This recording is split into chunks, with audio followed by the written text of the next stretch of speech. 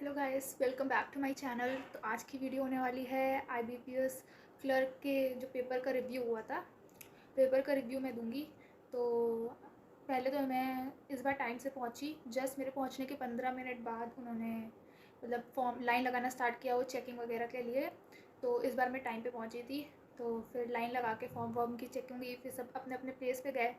तो फिर वहाँ पे जब एग्ज़ाम स्टार्ट हुआ तो रीजनिंग सबसे पहले खुली थी। इस बार सबसे पहले रीजनिंग थी और पिछली बार सबसे पहले इंग्लिश नॉर्मल वाला था, लेकिन इस बार ये डिफरेंस था कि रीजनिंग पहले खुली है।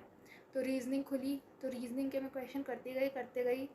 ठीक थे रीजनिंग के, बट पता नहीं, कहते ना किस्मत। सिलॉगिज्म में मेरे को कभी आज तक कन्फ्यूज़न नहीं हुआ, लेकिन एक क्वेश्चन में पता नहीं क्या मुझे कन्फ्यूज़न हो गया। वो बहुत सिली था, बहुत ज़्यादा सिली था। घर आके मैंने सोचा मैंने क्या कर दिया। मैंने सोचा था कि बाद में मैं इसको देखूँगी, ताकि तब मेरे दिन टाइम निकल गया और मेरे इतने खास अटैम्प्ट नहीं हो पाए। मतलब मैंने एक लास्ट में पूरी पज़ल बना ली थी, बट मैंने उसके 2 या 3 क्वेश्चन मार्क किए होंगे, इसके बाद ही टाइम ख़त्म हो गया। तो मेरे 26 कुछ अटैम्प्ट हुए होंगे रीजनिंग में। और रीजनिंग के बल पे ही मैं एग्ज़ाम निकालती हूँ, बट कम हुए इस बार। तो फिर रीजनिंग में अगर हम बात भी कर रहे हैं कि टाइप ऑफ क्वेश्चंस क्या थे, तो सिलॉगिज्म 4-5 थे। और डे बेस्ड पज़ल थी, मंडे ट्यूसडे। और एक बॉक्स बेस्ड पज़ल थी, PQRST ऐसे बॉक्स में रखे हुए थे। और हाँ, बस यही था। फिर उसके बाद मैथ्स में आए हम लोग, मैथ्स का खुला। तो मैंने आरआरबी वाली गलती नहीं की। मैं डायरेक्ट गई सिंप्लीफिकेशन, नंबर सीरीज़ और फिर डीआई पे। मैंने इन सबको सॉल्व किया। मेरे मैथ्स में 25 हुए। उसमें से एक डीआई का क्वेश्चन था, पता नहीं, मैं इतना बड़ा क्वेश्चन देख के मैं थोड़ा जल्दी घबरा जाती हूँ, तो वो मुझसे हो नहीं पाया। तो उसको हटाने के बाद मेरे 25 हुए। और अरिथमेटिक में तो बिल्कुल मैंने छुआ नहीं उसको। बस मैंने ये देखा कि एक एज बेस्ड क्वेश्चन था, जिसमें फादर की कुछ एज दी गई थी, सन की कुछ ऐसे करके एज वगैरह दी गई थी। वहाँ पे तक मैं पहुँची नहीं। जैसे मैंने क्वेश्चन देखा वैसे ही टाइम ख़त्म हो गया।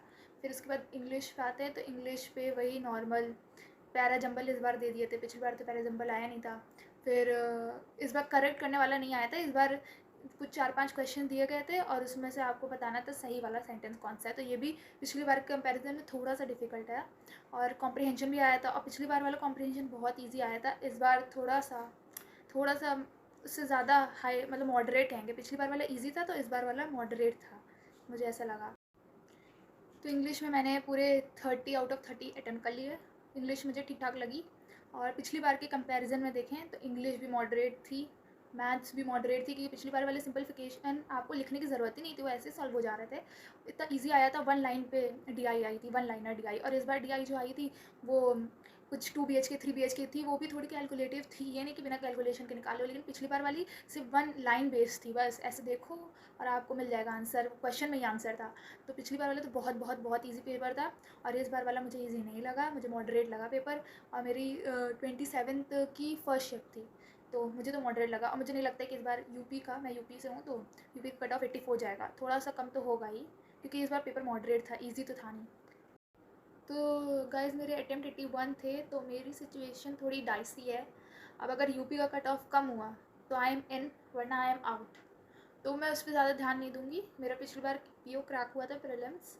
तो मेरा तो ज़्यादा ध्यान पीओ पे है। बट मुझे लग रहा है ऐसा कि शायद मेरा क्लर्क निकल जाए प्रीलिम्स, क्योंकि इस बार मॉडरेट था और हर शिफ्ट में डिफ़िकल्टी लेवल अलग थी। सारे मॉडरेट थे, but shift wise difficulty change हो रही थी। तो इस बार कुछ नॉर्मलाइजेशन वगैरह भी होगा इस बार का। पता नहीं क्या होगा, मतलब बहुत सिचुएशन डाइजी है, कुछ समझ में नहीं आ रहा। अब जब कट ऑफ आएगा तभी पता चलेगा। तो ठीक है गाइस, अब मिलेंगे फिर नेक्स्ट वीडियो पे जब भी आएगा। तब तक के लिए बाय।